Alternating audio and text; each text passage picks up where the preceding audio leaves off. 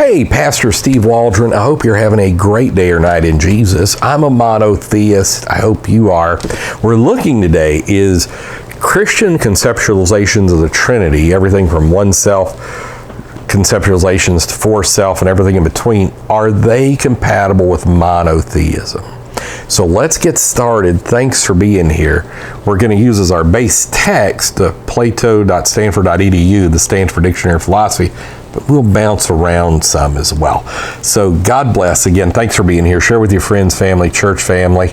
Again, be a monotheist. We believe the one God was in Jesus. Hallelujah.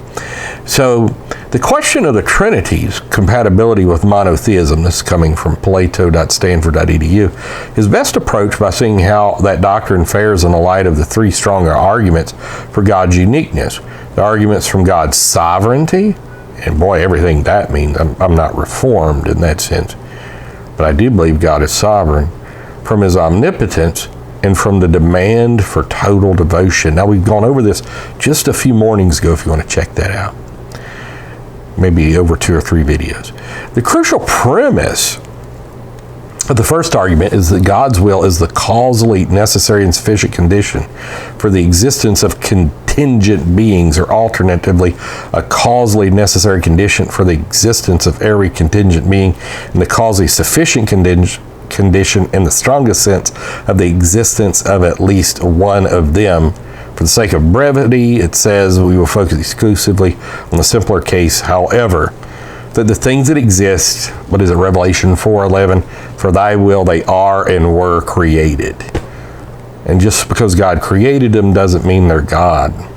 The argument from sovereignty can be deployed against the Trinity only if the relevant property is regarded as an attribute of each member of the Trinity rather than the Trinity as a whole, that is, of the Trinity considered as a single concrete entity, which the Bible, 10,000 plus times, refers to God in some form of he, thine, which is singular, thou, which is singular, ye, you, yours is plural, thee, thou, thine is singular, he, God is a he, not a they. The Western or Augustinian tradition does not. On the contrary, the divine intellect and will are aspects of a single divine essence that subsist in 3 persons or hypostases, and he's got these in quotation marks. It is thus false that there are 3 distinct creative wills, and therefore false that there are 3 distinct creative wills, each of which is necessary and sufficient causal condition of the existence of contingent beings. Now, another view, though, is implicit in the position of many 2nd and 3rd century church fathers, so-called, some Western Christian Platonists, and the Eastern Orthodox Church as a whole. The Trinitarian views of Ralph Cudworth, 1617 to 1688, are fairly typical of this position. There are 3 hypostases or persons, and boy, defining persons.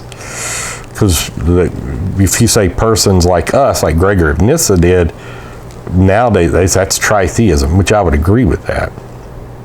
Each has his own individual essence, but all share a common specific or generic essence, namely divinity.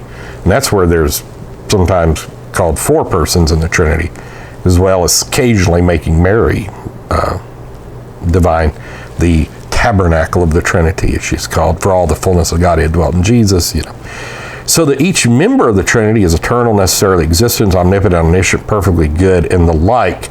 But now we've seen in looking at monotheism that there can only be one perfect, one absolute.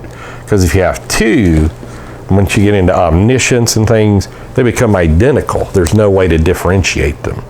Because if they know everything, all have the same will and all this, there can be no individuality. They're one. So we're going to stop there and keep going on this question of, is the Trinity compatible with monotheism? I think you might find it interesting. God bless. Talk with you later. Bye-bye.